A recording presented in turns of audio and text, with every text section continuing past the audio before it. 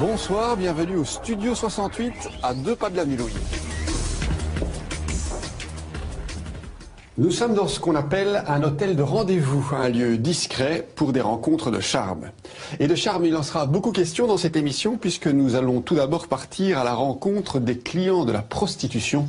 Et nous évoquerons ensuite les escort girls, ces call girls de luxe très en vogue. Voici notre sommaire. Ils sont universitaires, ouvriers, fonctionnaires ou hommes d'affaires et ce soir, ils vont nous expliquer pourquoi ils fréquentent les prostituées. Le fait de payer m'excite. Quelque part, vous faites l'amour à une prostituée n'est pas la manière dont vous faites l'amour à votre petite amie. Et j'ai été marié avec une femme qui était pire qu'une pute parce qu'elle me coûtait bien plus cher qu'une prostituée. Ces hommes sont bien sûr contre la pénalisation des clients et n'ont pas l'impression de profiter des prostituées. Si je la fais venir 2 fois sur le mois, ben elle a l'argent pour payer la pension de son bébé pour tout le mois, quoi, donc. Qui sont les clients de la prostitution? C'est notre première question ce soir. Deuxième question, escorte la nouvelle prostitution? Je me considère comme une maîtresse très chère. Elles sont jeunes, elles sont belles et ambitieuses et gagnent beaucoup d'argent.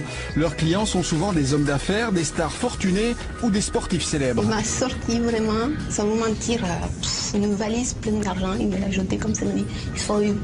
Aujourd'hui, elles nous expliquent sans tabou leur vie de luxe et d'argent, mais aussi de stress et de coups durs. Dans cet hôtel très particulier, on ne loue pas de chambre pour la nuit, mais plutôt pour quelques heures. Toute l'année, 24 heures sur 24, des couples viennent ici pour des rencontres souvent coquines, toujours discrètes. Les hommes et les femmes qui se couchent dans ces lits sont tantôt amants, tantôt des professionnels du sexe. On estime qu'un homme sur 4 de plus de 50 ans a eu recours au moins une fois dans sa vie au service de prostituées. Qui sont ces hommes? Pourquoi ont-ils recours à ces relations tarifées? Faut-il envisager de les poursuivre en justice comme le proposent certains? C'est ce que nous allons tenter de comprendre. Fait exceptionnel, plusieurs clients ont accepté de nous parler sans tabou des raisons pour lesquelles ils vont parfois voir les filles. Plusieurs prostituées vont, elles, nous parler des liens parfois forts qu'elles peuvent tisser avec certains de ces hommes. Qui sont les clients de la prostitution? C'est un document de Christophe Reiniers.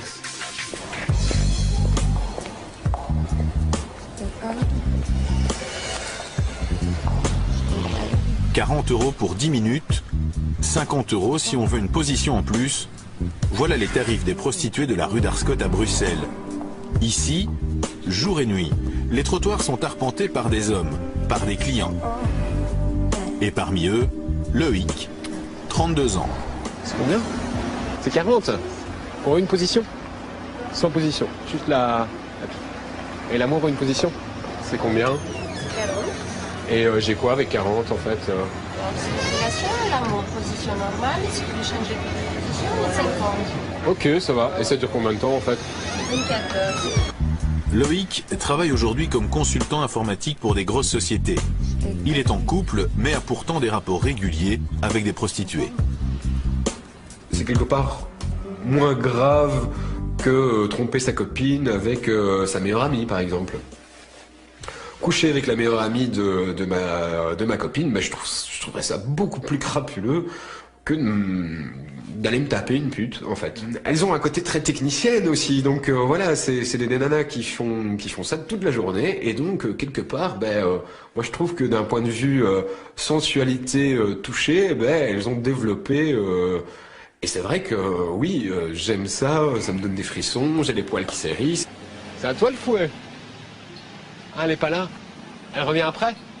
Ah merde, et toi tu fais pas avec le fouet?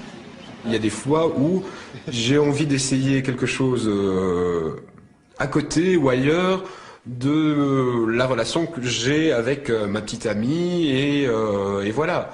Après, la manière dont quelque part vous faites l'amour à une prostituée n'est pas la manière dont vous faites l'amour à votre petite amie. Vous avez l'impression d'avoir dépensé pas mal d'argent chez les prostituées? Voilà, après, une personne qui met 800 € dans sa bagnole tous les mois parce qu'il a envie d'une grosse BM, ou moi qui dépense 150 € ou peut-être 100 € une fois tous les 2 mois chez une prostituée, qu'est-ce qui est vénal et qu'est-ce qui ne l'est pas? Qu'est-ce qui est futile et qu'est-ce qui ne l'est pas? Voilà, après chacun est dans le sens où je n'estime pas, je suis pas du tout matérialiste dans le reste de ma vie. Et que c'est un petit plaisir que je peux me permettre, en fait. Et je me dis, c'est pas comme si j'allais grever le budget de mon ménage et que mes gosses n'avaient plus à bouffer pour que je puisse aller me taper une pute. Loïc fait partie des clients qui ont accepté de témoigner pour nous à visage découvert. Tous ces témoins viennent d'horizons différents et n'ont pas la même condition sociale. Certains sont jeunes, d'autres très vieux, certains sont célibataires, d'autres ont été mariés et tous vont nous expliquer pourquoi ils sont clients de la prostitution.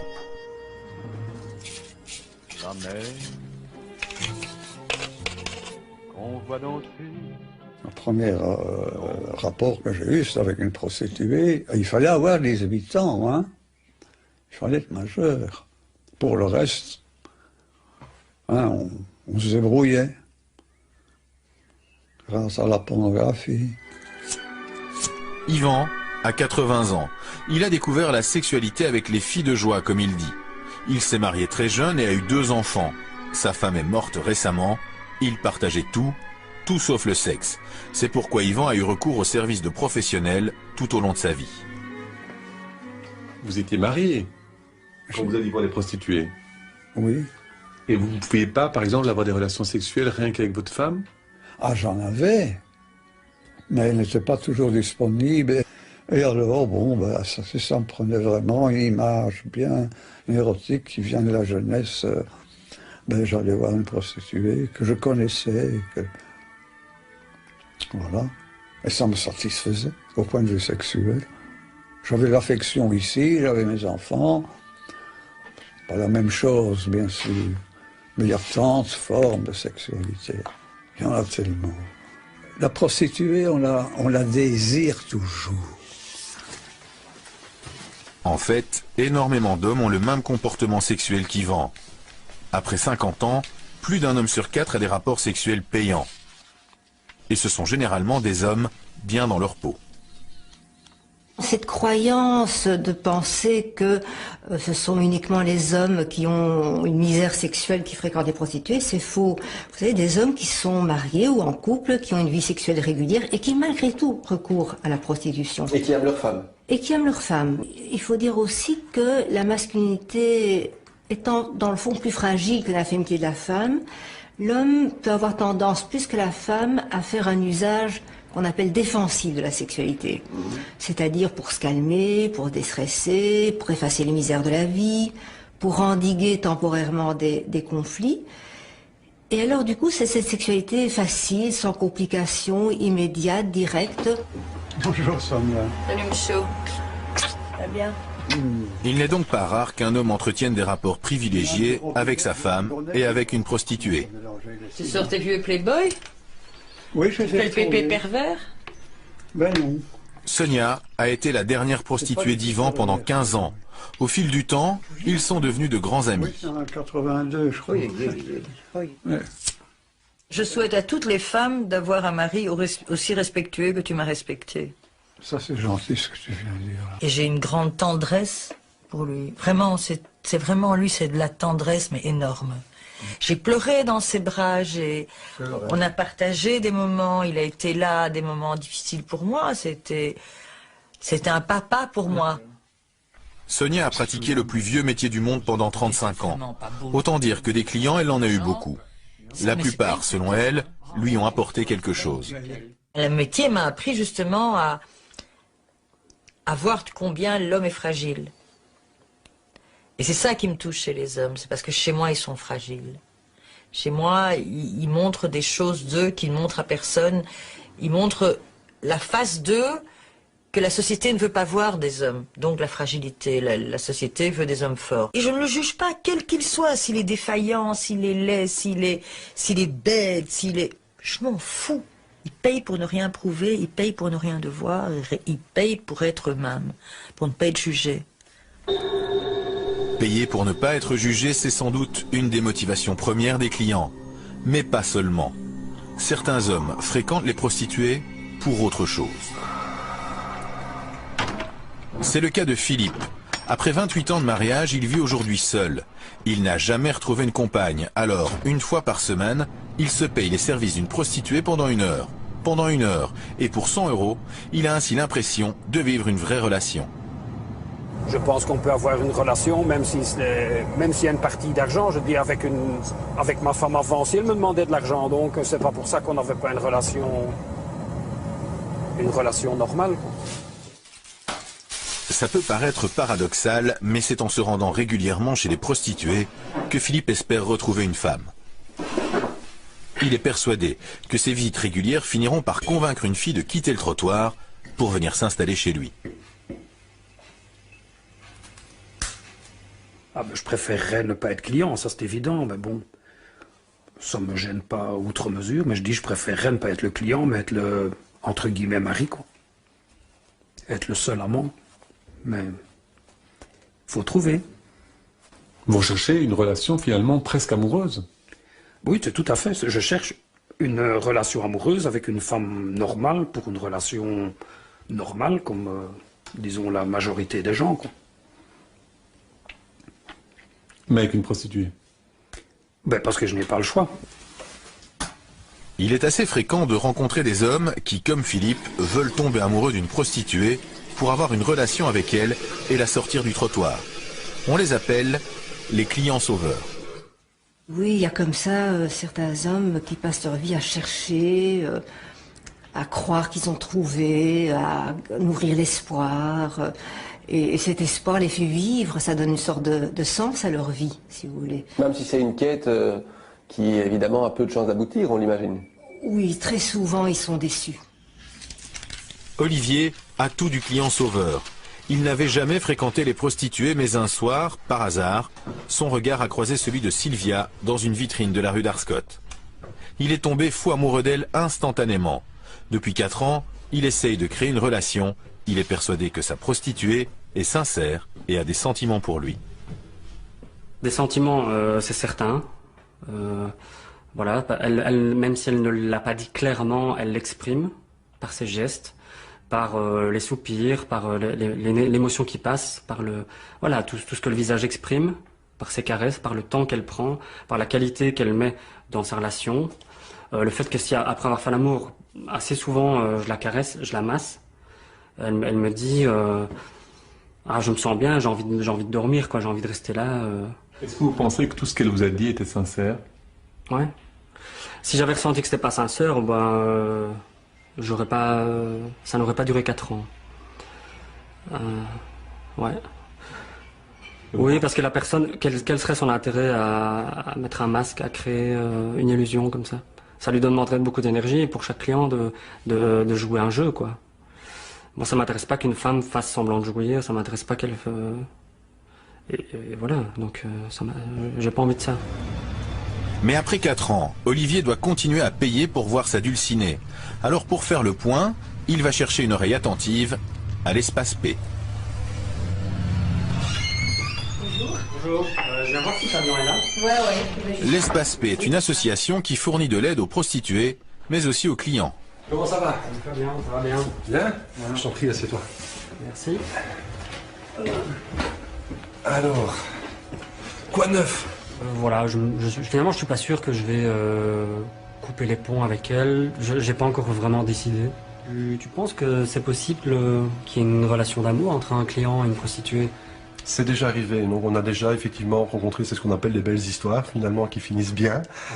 Effectivement, les rencontres se font dans le cadre du rapport client-prostituée, puis alors un lien se noue, se tisse, et puis parfois ils deviennent amants, j'ai envie de dire.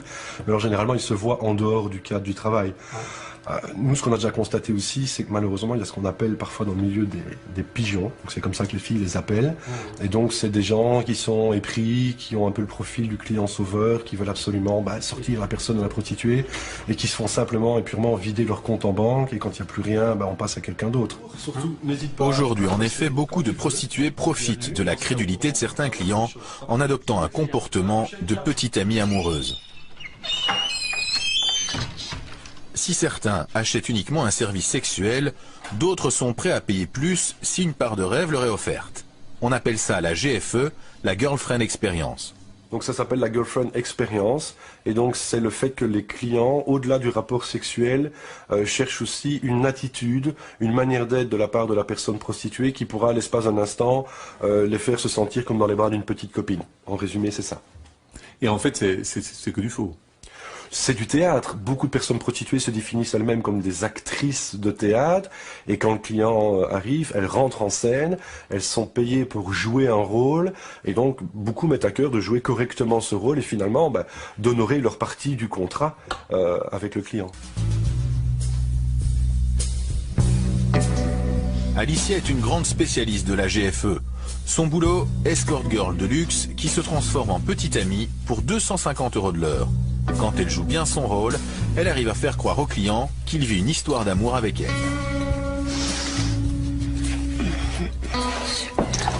Le but, c'est quand même que le client tombe amoureux de vous. Oui.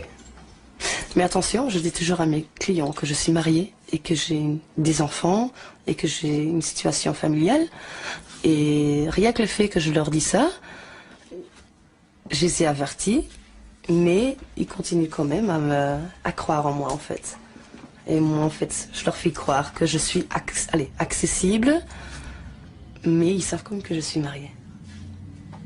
Et vous recevez parfois des messages, des lettres d'amour? Oui, et des petites cartes, et des fleurs, du chocolat, des bouteilles de champagne, de la lingerie. Vous aimez votre métier? J'adore.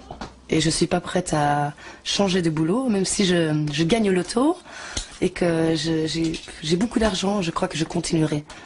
Je continuerai à faire mon métier parce que déjà il y a beaucoup de clients fixes qui ne seront pas très contents si j'arrête. Je vais pas dire très contents, mais très déçus. Surtout, et que moi aussi ça me donne en fait le sentiment que je suis importante à leurs yeux, que je compte. Je me sens un peu plus en valeur en fait, grâce à ces clients-là, quoi. Je suis un peu honorée à certains moments aussi, quoi. Son client du jour, un riche homme d'affaires flamand. La limousine, le chauffeur et le champagne sont compris dans le forfait de la soirée, 1 000 €. Mais c'est sans compter le restaurant et la location d'un salon privé.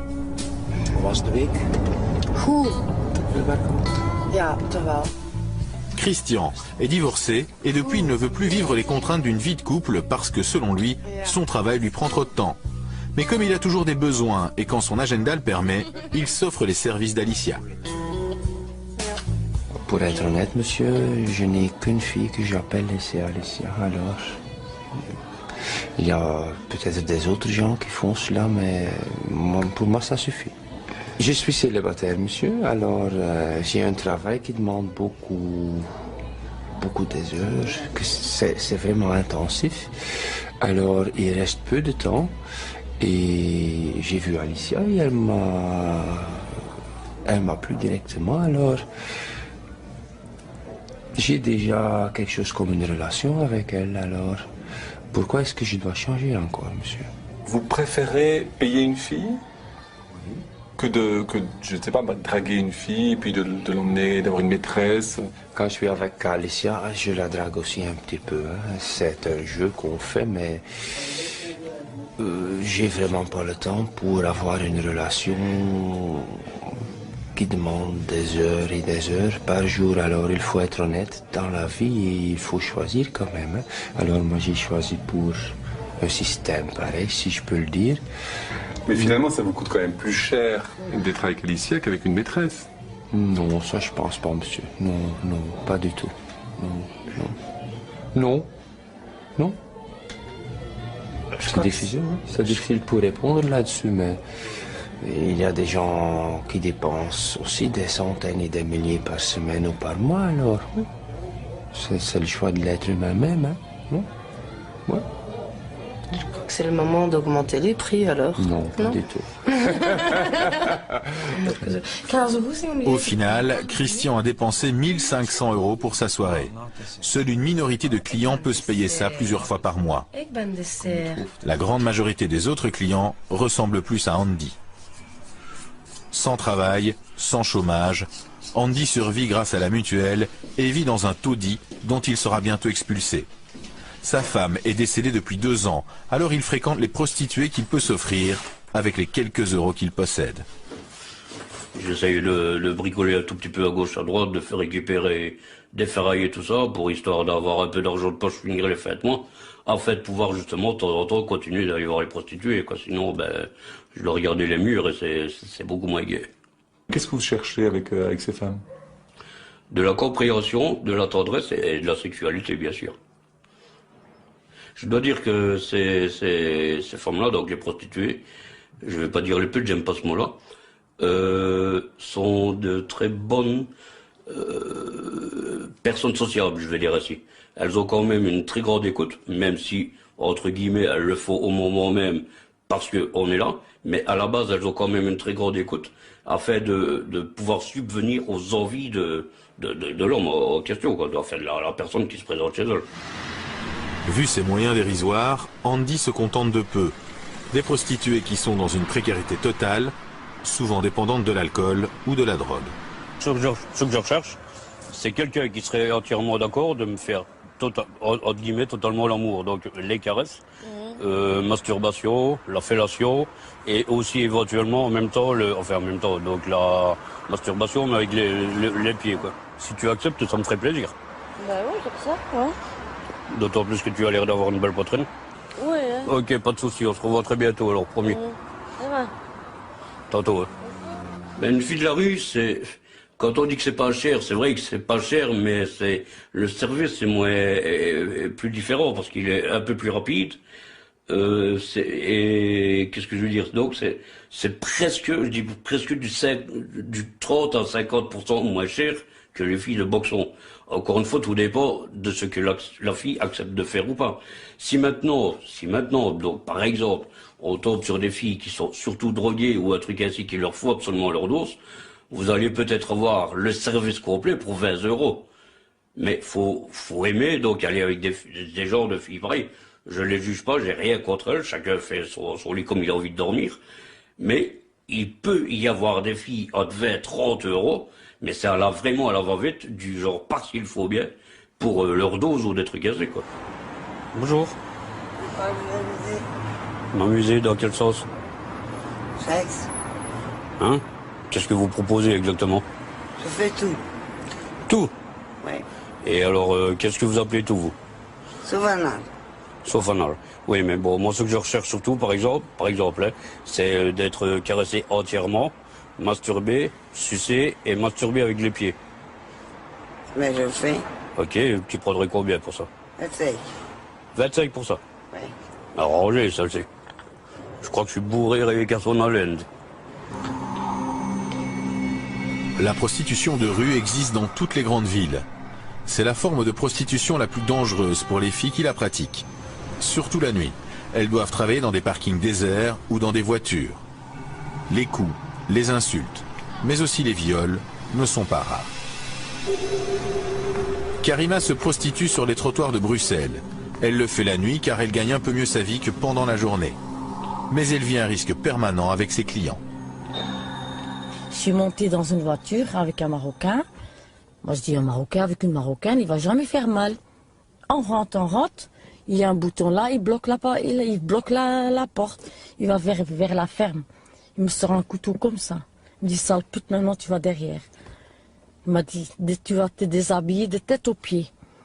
Je me suis déshabillée, il m'a volé 300 €, il m'a laissé nue dans la rue, il m'a donné un coup de tête, boum. Une fois avec un Turc aussi. Donc c'est pas facile. Hein.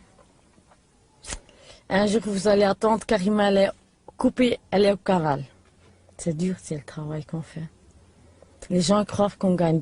C'est facile à gagner, mais je te jure, on ne sait jamais qu'est-ce qui peut arriver dans la chambre. Hein. La violence ne vient pas toujours des clients. Beaucoup de filles de la rue font partie d'un réseau mafieux et sont forcées de se prostituer par leurs proxénètes. La plupart viennent des pays de l'Est et sont le plus souvent roumaines ou bulgares. La majorité d'entre elles ont un proxénète et pour une très petite partie, que je peux estimer à 1 ou 2%, elles travaillent pour leur propre compte.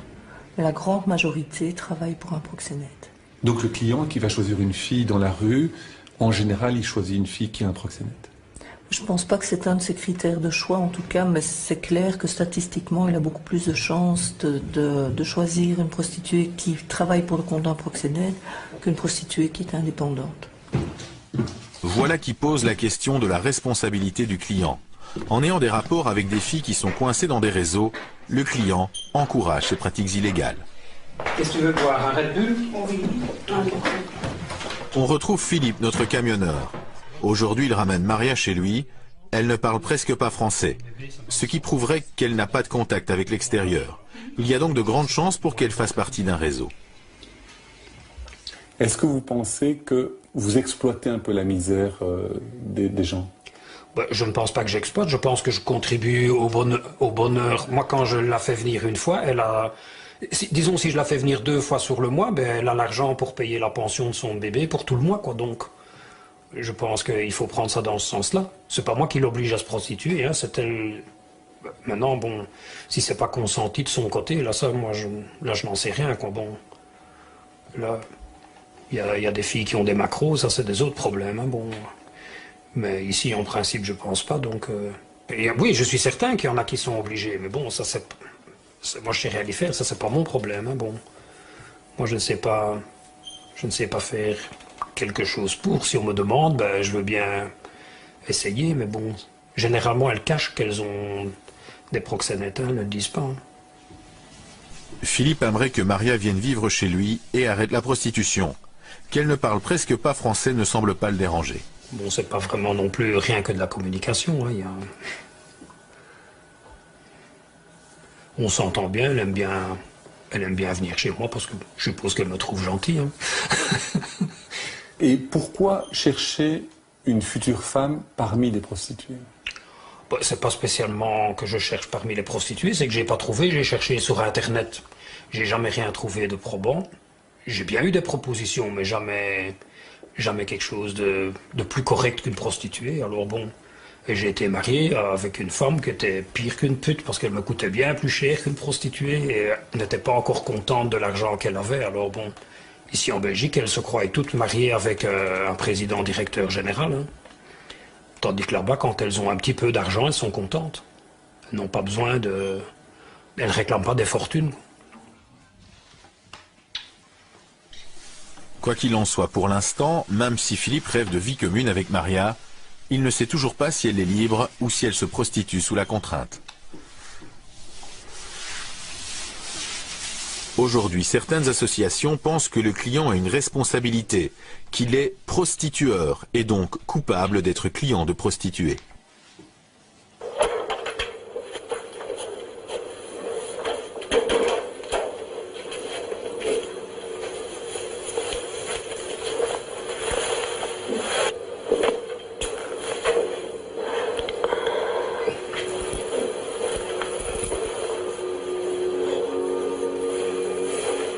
Si 10 fois par jour je devais avoir des relations sexuelles avec des inconnus, après combien de fois aurais-je la nausée? C'est le lobby européen des femmes qui a réalisé ce clip. Il s'agit d'une association féministe qui se bat pour supprimer la prostitution et pénaliser le client. Le client est responsable de ça? Le client est responsable puisque c'est lui qui impose le rapport sexuel. Le client, alors est-ce qu'il en est conscient? C'est la question aujourd'hui. En tout cas, s'il n'en est pas conscient, il faut lui en faire prendre conscience très vite. Mais le client, il impose le rapport sexuel par l'argent. Il voit bien que la personne est souvent beaucoup plus jeune que lui, qu'elle est dans une situation de vulnérabilité. Tout ça, consciemment ou inconsciemment, le client, il le sait bien. Donc oui, il est responsable de ce qui est pour nous une violence sexuelle. Pour nous, le client, c'est un auteur de violence sexuelle. La seule chose qui différencie cette violence sexuelle des autres, c'est que pour l'instant, elle n'est pas reconnue comme telle. On ne nous dit pas que payer pour un rapport sexuel, c'est une violence sexuelle. Mais le jour où ça le sera, alors là, le client devrait être aussi pénalement responsable et devra rendre des comptes, comme rendre des comptes devant la loi, devant la justice, les violeurs ou les auteurs d'autres violences sexuelles. Vous pensez qu'on devrait pénaliser le client? Oui, tout à fait. Il est pourtant très rare de rencontrer une prostituée favorable à la pénalisation des clients. Celles qui le sont ne travaillent plus généralement et ont bien souvent eu un parcours extrêmement difficile. C'est le cas d'Aurore qui a quitté le trottoir depuis peu. Vous avez l'impression vraiment d'avoir de la haine pour ces clients que vous avez vus pendant 6 ans? Pour la plupart, oui. pour la plupart. Il y en a d'autres qui, bon, bah, eux étaient très sympathiques, mais c'est une minorité. Hein. J'ai de la haine envers eux parce que je me dis que, non seulement en plus du fait de venir nous demander nos services, ils ne nous respectent même pas pour ce qu'on leur offre. Parce que d'accord, ils nous payent pour qu'on leur offre notre corps, mais c'est pas pour ça qu'ils doivent nous traiter comme du bétail. Ils nous insultent, ils nous respectent pas parce qu'on leur dit de ne pas de sodomie, pas de relations sans préservatif et d'autres choses auxquelles je ne pense pas forcément. Et ils essayent de contrecarrer nos règles et des choses comme ça. Et à toutes ces personnes-là, à tous ces clients-là que j'ai eus qui m'ont malmené autant psychologiquement que physiquement, eux, j'ai vraiment de la haine envers eux. Ça, c'est sûr. Est-ce que vous seriez pour le fait de pénaliser les clients? Oui. Parce que sans clients, il n'y a plus de prostitution et plus de risques pour nous, pour toutes les femmes qui seront obligées dans l'avenir, malheureusement, de se prostituer. Et déjà, ben, ce sera un problème en moins, la criminalité en moins, on va dire ça comme ça. C'est complètement débile pour moi d'avoir un discours pareil, il faut arrêter. Par contre, bien évidemment, parmi nos clients, nous n'avons rencontré personne en faveur de la pénalisation. Ah ben, on va mettre les clients en tôle. Allez, il y a déjà suffisamment de raisons pour mettre des gens en tôle actuellement que le mec il va se taper une pute. Je suis désolé, pour moi le plaisir ne doit pas être un crime et on ne doit pas criminaliser le sexe ou le plaisir. Voilà. Oui, mais c'est aberrant. On a essayé avec l'alcoolisme. On a interdit l'alcoolisme. On a interdit la drogue. Où est-ce que ça mène? Il y en a encore plus. Le fruit est défendu ou je ne sais pas quoi. Hein, ou ce qui est interdit, on veut l'essayer. Les jeunes surtout. Mais c'est impossible. C'est tellement aberrant. C'est tellement politique pour se faire valoir dans un lobby de gens bien pensants, de bourgeois. Mais c'est aberrant de diminuer la demande, de supprimer la demande pour supprimer la prostituée. Mais enfin. De toute façon, les choses ne sont pas aussi simples. Certains pays comme la Suède, qui ont pénalisé la prostitution, sont maintenant confrontés à un autre problème. Le risque est surtout de voir la prostitution entrer en clandestinité et de perdre tout contrôle sur ce qui s'y passe et certainement sur les formes d'exploitation des prostituées.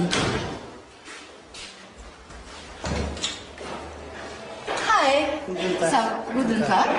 Wie geht es dir? Hallo. Du warst schon mal bei uns? Ich spreche nur Deutsch. Okay. Blanche, willst du mir mal helfen? Ja, natürlich. Comme c'est la première fois que je viens, je ne sais pas comment je dois payer, comment... En Allemagne, aucun risque de pénaliser le client puisque la prostitution est légale. On trouve énormément de FKK, des clubs comme celui-ci.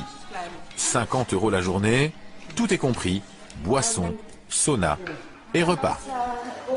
En Belgique, ça n'existe pas et c'est pas prêt d'exister à mon avis. Je crois que je serai mort quand il n'y en aura pas encore, parce que c'est vraiment... c'est l'amour librement consenti entre un homme majeur et une fille majeure. Et tout est bien clair pour le prix, c'est bien propre. Moi, je vois pas ce qu'il y a à redire là-dedans, c'est vraiment super, quoi.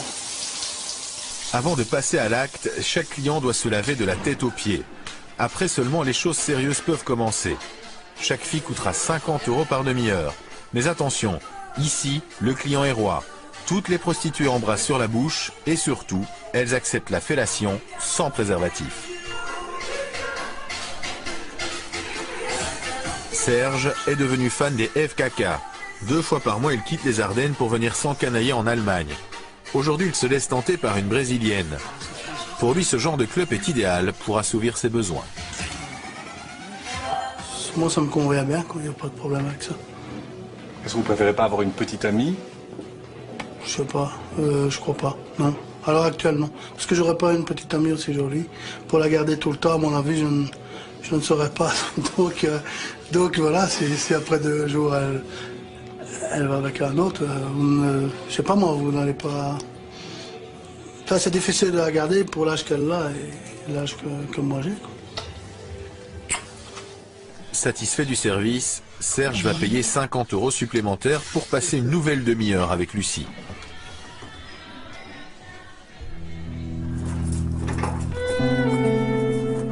De retour chez lui, il vit chichement afin de rééconomiser assez pour retourner acheter un peu de rêve.